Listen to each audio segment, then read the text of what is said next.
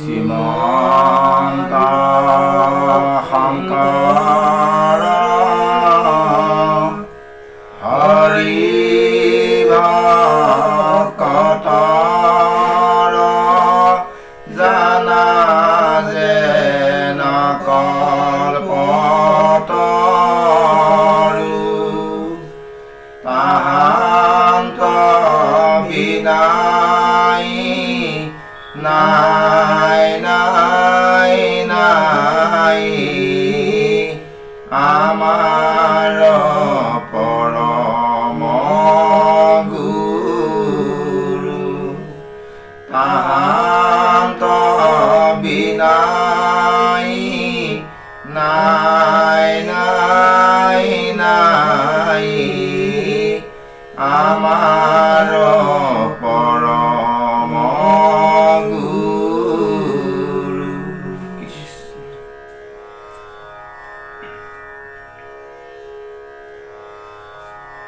পৰীক্ষিতৰ জন্ম ৰহস্য। হে ৰাম নিগদতি সুত শুনি শনক মুখে ঋষি যতে কওঁ আবে পৰীক্ষিত নৃপতিৰ জন্ম তোমাত কহোঁ প্ৰত্যেক জয়খানি ভাৰতে পৰম কৰিলা মৰিল বীৰ সমস্ত অষ্টাদশীত অখহিনী সেনা অন্যে অন্য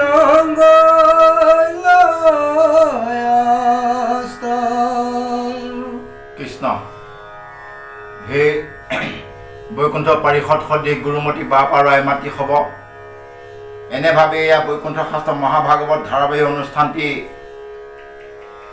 ইতিমধ্যে আমি আহি বিষ্ণু নমীক্ষাৰণ্যত শৌনককে প্ৰমুখ্য কৰি 28 সহস্ৰ ঋষিয়ে উগ্ৰসভা সূতৰ সন্মুখত কৰা প্ৰশ্নৰ উত্তৰ দিবলৈ গৈ সূতমুনিয়ে এতিয়া উত্তৰ দিব ওলাইছে যে পৰীক্ষিতনো জন্ম কেনেভাৱে হৈছিল আৰু পৰীক্ষিতৰ জন্মৰ ৰহস্য কথাখিনি ক'বৰ কাৰণে আগবাঢ়িছে আৰু সেই ইয়াত কৈছে উগ্ৰসভা সূতে যে হেৰা শৌনককে প্ৰমুখ্য কৰি সমস্ত ঋষিসকলে আপোনাসবে শুনক যে পৰীক্ষিতৰ জন্মৰ তাৎপৰ্যখিনি কথা যিখিনি সময়ত মহাভাৰতৰ যুদ্ধ সমাপ্ত হৈছিল অৰ্থাৎ ধৰ্মৰ জয় অধৰ্মৰ পৰাজয় হৈছিল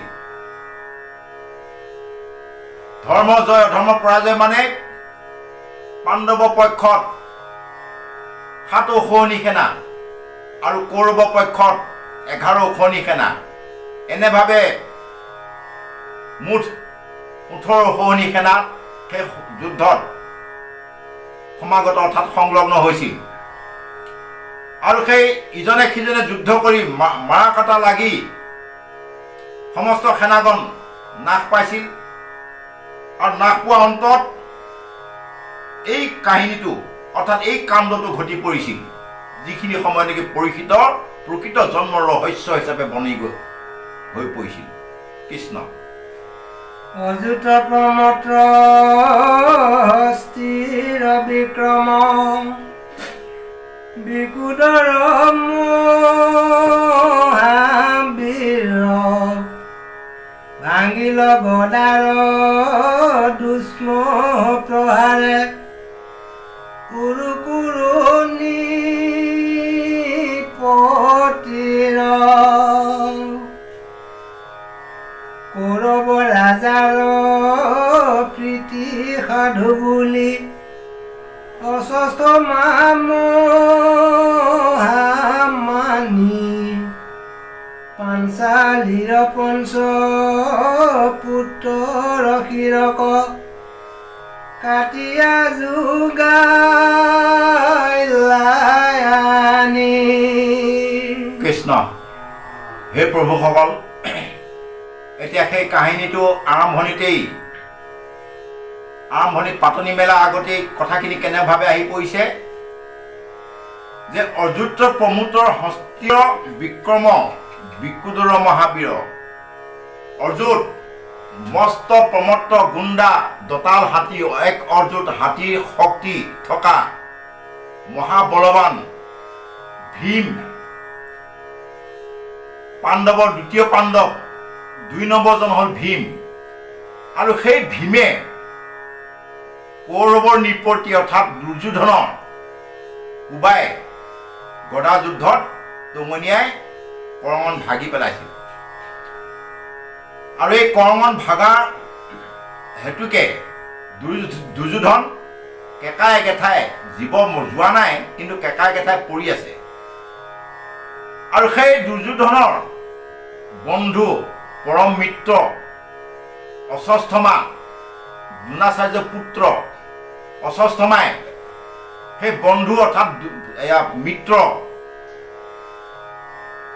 মনৰ সান্তনা দিওঁ বুলি বা মনত উৎসাহ দিওঁ বুলি গৈ মনে মনে পাণ্ডৱ শিবিৰত সোমাই দ্ৰুপদী পঞ্চপুত্ৰ আছিল। অৰ্থাৎ পঞ্চপুত্ৰ এনেধৰণৰ যিজন নেকি যুধিষ্ঠিৰ ফালৰ পৰা হৈছিল, সেইজন যুধিষ্ঠিৰ সদৃশ, অৰ্থাৎ যুধিষ্ঠিৰ সতে দেখাই শুনাই কথাই বতাই একেই, এদিনীয়া মানুহে কিন্তু ধৰিব নোৱাৰে। আৰু ভীমৰ ফালৰ পৰা যিজন হৈছিল দ্ৰুপদী পুত্ৰ, সেইজন ভীমৰ সৈতে সদৃশ, ৰঙে ৰূপে স্বভাৱে চৰিত্ৰ একেই ভীমৰ সৈতে। আৰু অৰ্জুনৰ ফালৰ পৰা যিজন হৈছিল সেইজনো সেই অৰ্জুনৰ সৈতে একেই। এনেভাৱে পঞ্চ পাণ্ডৱৰ ফালৰ পৰা যিকেইজন পঞ্চপুত্ৰ দ্ৰুপদী হৈছিল সেই তেওঁলোকৰ সদৃশ একেই। আৰু ইয়াৰ এটা বৰ তাৎপৰ্যপূৰ্ণ কাহিনী আছে। যেতিয়া নেকি এই এনেভাৱে শিবিৰত অশ্বস্থমাই মনে মনে গৈ পাণ্ডৱ শিবিৰত প্ৰৱেশ কৰি ৰাতি আন্ধাৰত দ্ৰুপদী পঞ্চপুত্ৰৰ মাথা কাটি লৈ গুচি আহিল। আৰু ইয়াক সেই তেতিয়াহে মানে আনিছে যেতিয়া নেকি দুৰ্যোধনে ভীমৰ লগত যুদ্ধ কৰি এজেগাত অৰ্থাৎ সৰোবৰ কিনাৰত কেকাই কেটাই পৰি আছে। আৰু সেই দুৰ্যোধনৰ মনটো সান্তনা দিওঁ বুলি অশ্বস্থমাই গৈ মনে মনে পাণ্ডৱৰ মাথা কাটি আনো বুলি কৈছিল। কিন্তু প্ৰকৃততে অশ্বস্থমাই ভুল কৰিলে, পাণ্ডৱক বিচাৰি নাপালে বা পাণ্ডৱক চিনিবই নোৱাৰিলে। সেই দ্ৰুপদী পঞ্চপুত্ৰ মাথাকে কাটি লৈ গুচি আহিছিল। কৃষ্ণ বংশ ছেদ দেখি দুখে দুৰ্যোধনে দনিক পাৰিলা গালি, কদঠি মাৰিবে মোক ভীমে বুলি মৰিলা মাথা ফালি। শুনিয়া দ্ৰৌপদী পুত্ৰ পঞ্চগুটি কাটিলা দনি নিদ্ৰাত, সুকে নুহি থিৰ হিয়া দুই স্থিৰ, ভৈলা যে নম্ৰপাত। কৃষ্ণ হে গুৰু হব, এনেভাৱে অশ্বস্থমা আমি পহিলা কৈ গৈছোঁ। অশ্বস্থমা দ্ৰোণাচাৰ্য গুৰু দ্ৰোণৰ পুত্ৰ অশ্বস্থমা। আৰু সেই অশ্বস্থমা দুৰ্যোধনৰ মহামিত্ৰ আছিল। আৰু সেই মহামিত্ৰ হোৱাৰ হেতুকে দুৰ্যোধনৰ মনটো সান্তনা দিওঁ বুলি পাণ্ডৱৰ মাথাকেইটা ৰাতি টোপনি গৈ থাকোঁতে পাণ্ডৱৰ মাথাকেইটা কাটি আনিম বুলি পেলাই গৈ পঞ্চ পাণ্ডৱৰ পুত্ৰ কেইজনৰ দ্ৰৌপদী পঞ্চপুত্ৰৰ মাথাহে কাটি লৈ আহিল। আনি যেতিয়া সেই পৰি থকা দুৰ্যোধনৰ সন্মুখত দিয়ে যে হেৰা সখা, তুমি চোৱা মই পঞ্চ পাণ্ডৱৰ মাথা মনে মনে ৰাতি কাটি লৈ গুচি আহিছোঁ, তুমি চোৱা বুলি আগত দিয়াৰ লগে লগে দুৰ্যোধনে চিনি পালে। কাৰণ নিজৰ যিহেতু ভাই ককাই পুতেক, নিজৰ ভাই ককাই কোনে চিনি নাপাব, গতিকে দুৰ্যোধনে চিনি পালে। চিনি পাই দুৰ্যোধনে খুব দুখ কৰিছে যে হাই হাই এইবাৰে তুমি মোৰ বংশটো কুৰু বংশ ধ্বংস কৰিলা। কিয়নো এই কুৰুক্ষেত্ৰ যুদ্ধত কৌৰৱৰ 100 পুত্ৰ আৰু বাকী পাণ্ডৱৰ অভিমন্যু আছিল। সেই অভিমন্যুটো মৃত্যু হ'লেই। আৰু এতিয়া কালিলৈ পৰহিলৈ পাণ্ডৱৰো মৃত্যু অনিবাৰ্য, মানে মৰিব বুঢ়া বৃদ্ধ হৈ আয়ুস উকলি যাব, মৃত্যু অনিবাৰ্য। বংশ আগবঢ়াব হেতুকে কুৰু বংশ আগুৱাই নিয়া এটাই মাত্ৰ পন্থা আছিল, সেইটোৱে হ'ল দ্ৰৌপদী এই পঞ্চপুত্ৰ। আৰু তুমি এই দ্ৰৌপদী পঞ্চপুত্ৰক যিহেতু মাথা কাটি লৈ গুচি আহিলা যে তুমিয়ে মোৰ বংশটো ধ্বংস কৰিলা বুলি দুৰ্যোধনৰ হেন অহংকাৰী ৰজাজনেও মৃত্যুমুখত পৰি থকা হেতুকে তেওঁ সৎবুদ্ধিটো আহিছে। গতিকে এইয়া আমাক কয় যে নিয়মান লোকসকলৰ প্ৰকৃত চৰিত্ৰ কি বা প্ৰকৃত স্বভাৱ কেনেকুৱা হয়। নিয়মান মানে মৃত্যুমুখী। সেই মৃত্যুমুখী লোকসকলক সদায় স্বভাৱটো ভক্তি তত্ত্বলৈ বা ভকতি ভাবলৈ বা ভগৱন্তৰ চৰণত বা সঁচা কথা ক'বলৈ বা সঁচাটো ভাবিবৰ কাৰণে বাধ্য হয়। এতিয়া ঠিক তেনেভাৱে দুৰ্যোধনে মৃত্যুমুখত পৰি থকা দুৰ্যোধনেও যেতিয়া নেকি এনেই পাণ্ডৱক কাটি হানি মাৰিম বুলি গুজৰি ভূমি আছে, যি মুহূৰ্ততে অস্বস্থমাই নি পেলাই দ্ৰৌপদী পঞ্চপুত্ৰ মাথাকেইটা আগত দিলেগৈ, তেতিয়া কিন্তু দুৰ্যোধনে দুখ কৰি কান্দিছে, হাই হাই হাই হাই, তুমি এইবাৰে মোৰ বংশটো ধ্বংস কৰিলা। আৰু এইটো দুখত তুমি যে দ্ৰৌপদী পঞ্চপুত্ৰ মাথাকেইটা কাটি লৈ আহিলা, ইয়াৰ দুখৰ দোষী ভীমে মোকেই ভাবিব। আৰু ভীমে আহি দাঁত পৰচি গজি ভ্ৰমি মোকে সেই গদাই সতে কোবাই কিলাই চেপেটা কৰিব। গতিকে ইয়াৰ দুখটো মই কেনেকৈ সহ্য কৰিম বুলি দুৰ্যোধনে সেই পৰি থকা ঠাইতেই ইনাই বিনাই কান্দিব ধৰিছে। কৃষ্ণ ৰাম কৰিলা বিলাপ ভূমি তপৰীয়া, মুষ্টি হৃদয়ত হানি, ধৰি ধনঞ্জয় প্ৰভু ধিলা টাংক, সুকে গদবাণী,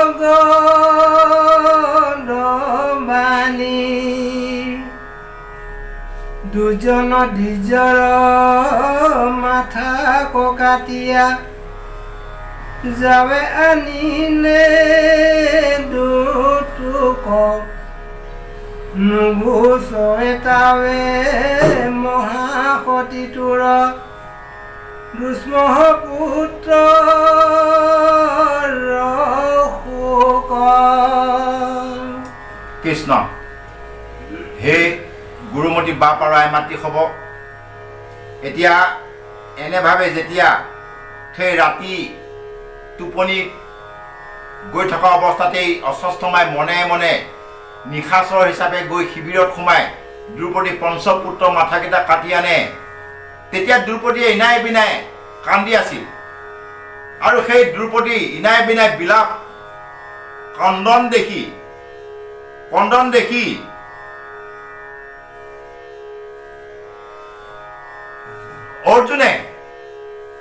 অৰ্জুনে তৎমুহূৰ্ততেই সেই দ্ৰৌপদীৰ সন্মুখত প্ৰতিজ্ঞা কৰি পেলাইছিল যে হেৰা দ্ৰৌপদী, তুমি চিন্তা নকৰিবা, মই প্ৰতিজ্ঞা কৰিছোঁ দুৰ্জন দ্বিজ অৰ্থাৎ মহাধুৰন্ধৰ ব্ৰাহ্মণৰ পুত্ৰ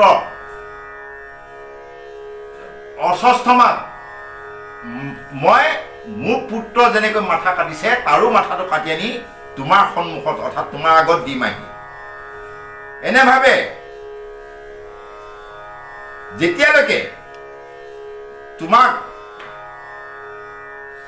মই তেনেভাৱে দুষ্মহ দ্বিজৰ মাথা কাটি আনি তোমাৰ সন্মুখত নিদিওঁ, মই তেতিয়ালৈকে তোমাক মুখ নেদেখুৱাওঁ। এনেভাৱে অৰ্জুনে তৎমুহূৰ্ততে দুষ্মহ প্ৰতিজ্ঞা কৰি পেলাইছে। কৃষ্ণ ৰামেহি বুলি ক্ৰোধে কৃষ্ণ ধনঞ্জয়, একেৰথে গৈ লাখেদি, পলাই প্ৰাণ ৰাখি ৰথে অস্বস্থমা, তাহম্বা কল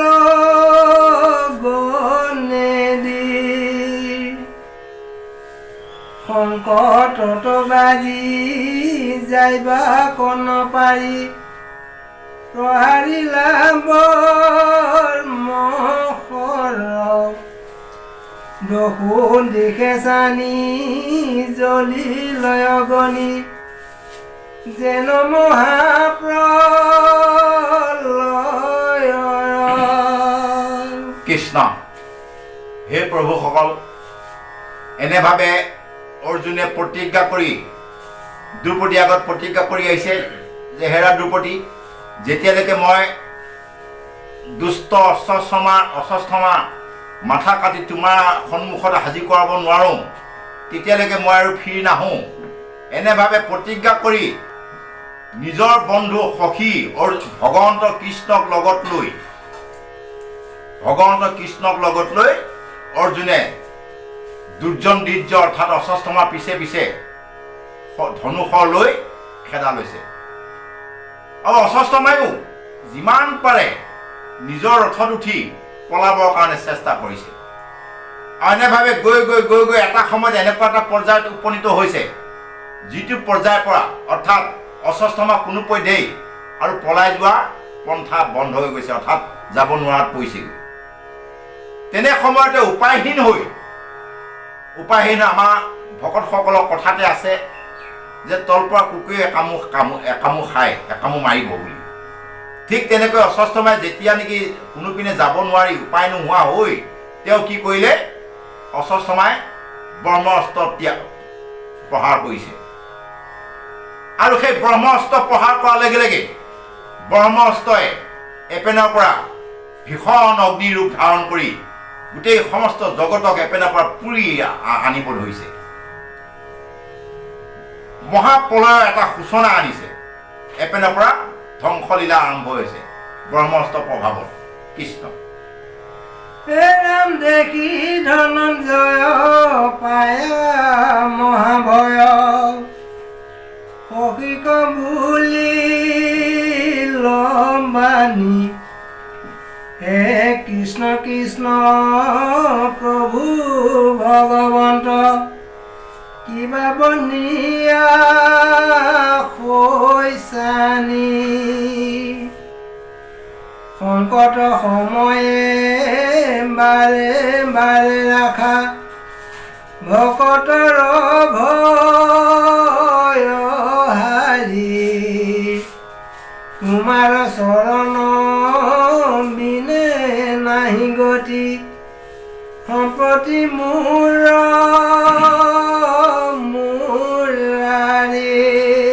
কৃষ্ণ।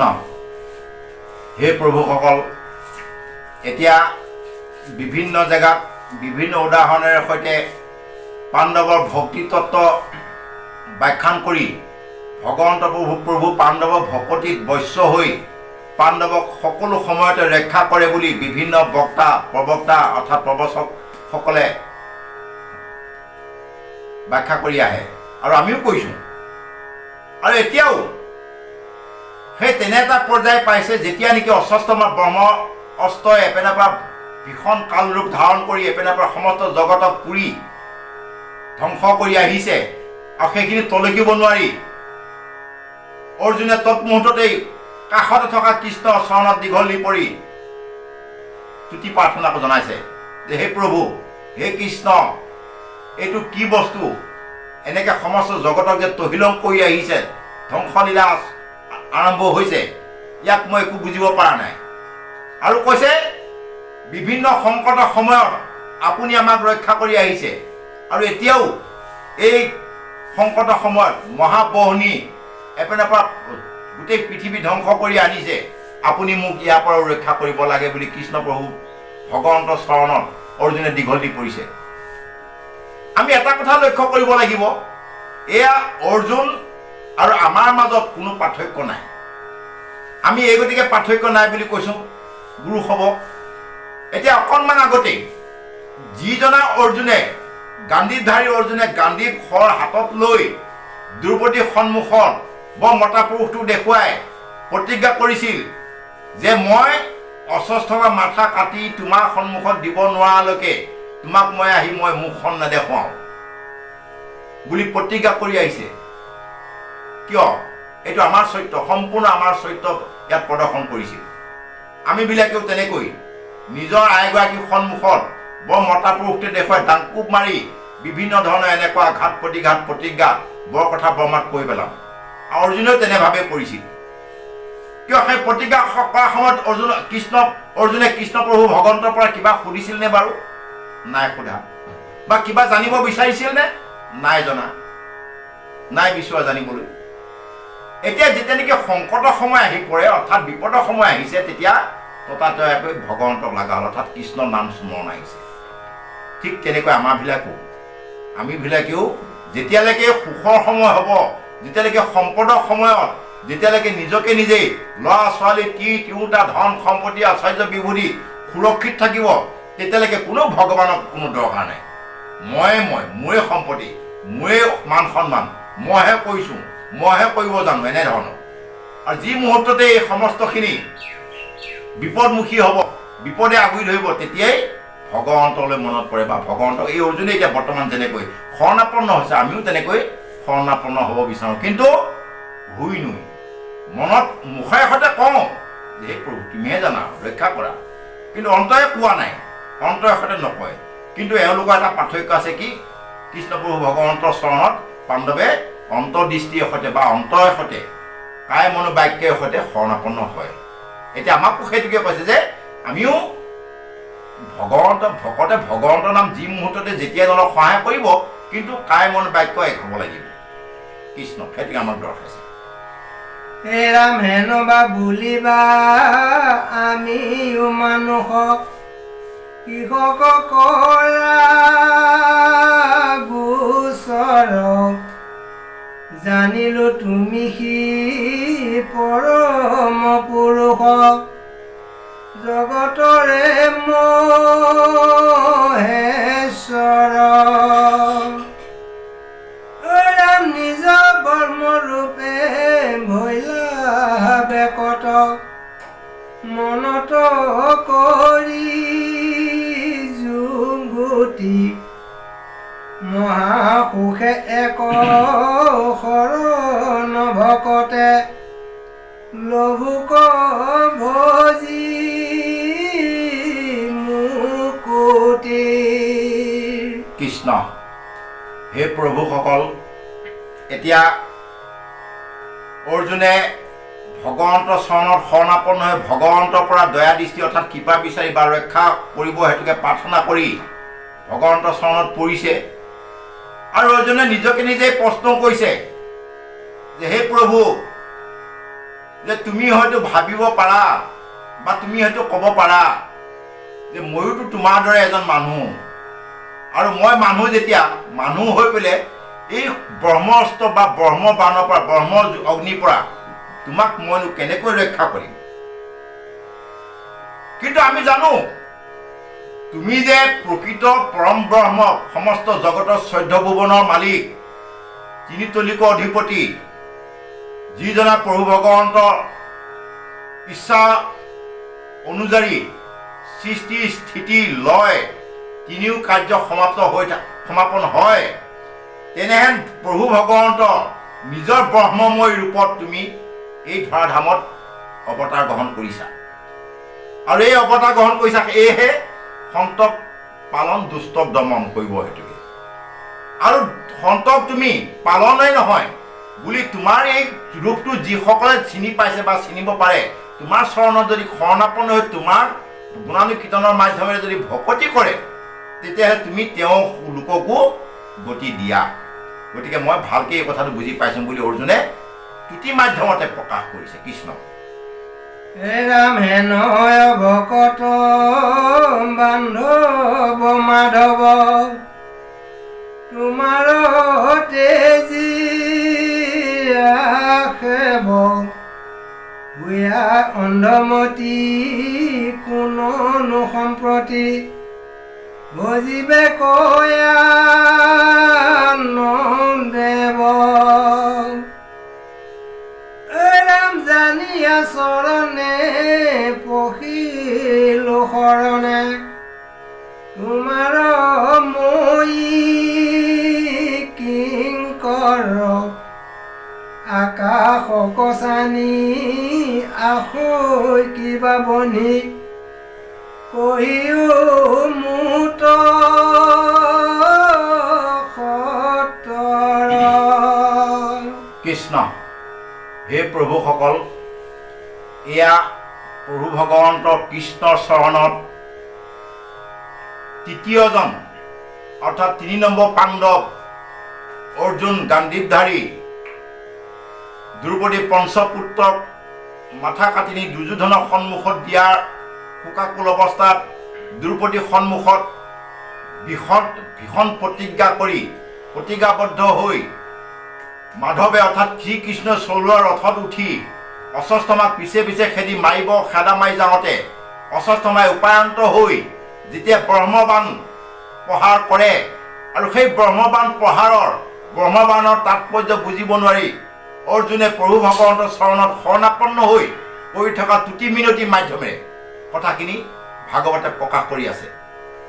আৰু এইখিনি কথা এতিয়া অৰ্জুনে প্ৰকাশ কৰিছে যে হে প্ৰভু, প্ৰকৃততে তোমাৰ যি মায়া তাৎপৰ্য, তোমাৰ যি তত্ত্ব, যিসকল অজ্ঞই বুজি নেপায়হে তোমাক এৰি অন্য দেৱী দেৱতাক ভজনা কৰি নিজৰ গতি সাধন কৰিবৰ কাৰণে চেষ্টা কৰে।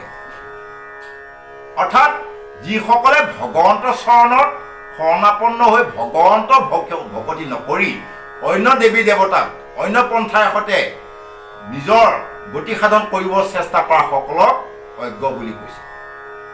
আৰু ইয়াত এটা বৰ তাৎপৰ্যমূলক আছে, পূৰ্ব কাহিনী আছে। যিহেতু আমি লীলামালাত পাওঁ, ব্ৰহ্মাই পাঠিলা পিঠি বীৰ দেখি তাস লয়লা দব কিৰদৰত হৰিবাস। অৰ্থাৎ যেতিয়া নেকি এই সমস্ত পৃথিৱী অধৰ্ম অত্যাচাৰ সকলৰ অত্যাচাৰ সহ্য কৰিব নোৱাৰি পৃথিৱীকে লৈ সমস্ত 33 কোটি দেৱতাই প্ৰভু ভগৱন্তক তুতি মিনতি কৰিছিল যে হে প্ৰভু, যে আমাক এই অধৰ্মী দৈত্য দানৱ দুৰাচাৰ সকলৰ পৰা কেতিয়া ৰক্ষা কৰিব, আপুনি কৃপা কৰক, আমাক ৰক্ষা কৰক। আৰু সেই তেতিয়াই ব্ৰহ্মাকে আদি কৰি 33 কোটি দেৱতাই তুতি কৰিছিল।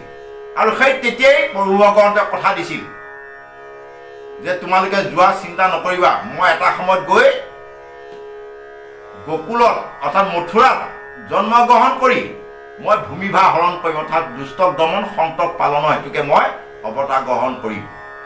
সেইজনে প্ৰভু ভগৱন্ত কৃষ্ণ প্ৰভুৱে এতিয়া কৌৰৱ পাণ্ডৱৰ যুদ্ধৰ চলেৰে 18 অসহনী দুষ্ট দৈত্য দানৱক অৰ্থাৎ পৃথিৱীখন প্ৰাদুৰ্ভাৰ বঢ়াই থকা, ওজন বঢ়াই থকা, হালকা কৰিবৰ কাৰণে, পাতলা কৰিবৰ কাৰণে তেওঁ বিভিন্ন চলে বলে কৌশলে সংহাৰ কৰি আহিছে।